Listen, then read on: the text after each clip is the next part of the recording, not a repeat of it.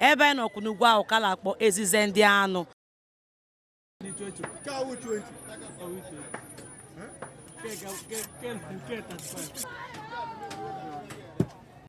Biko ga-atụlirigwa anyị otu esi lere ahịa anụ ụlọ ahịa Nkwoegwu and ego ole ka n'ụlọ egbu anụ. I'm in Imo State. I want Uche Chichukunye. And I don't know Nkwoegwu cow meat. We are not selling meat here. Okay. And I don't know number. Oh no, Okwu or one number. It's a 2,000.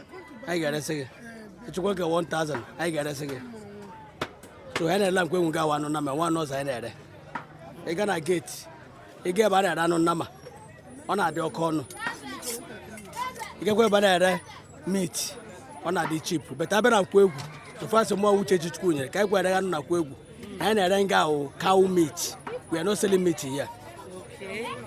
Ndewo imela ịnụla ihe nwanne anyị nwoke kwuru na ha lerela ahịa Nkwoegwu nga cow meat, not just a meat, cow meat. Ashi weta 1,000 wo ilano, weta 2,000 ilano, gee ntị ma 3,000 egbu gị ejigbo anụ dị mma iji eshi nwa stew. Ndewo.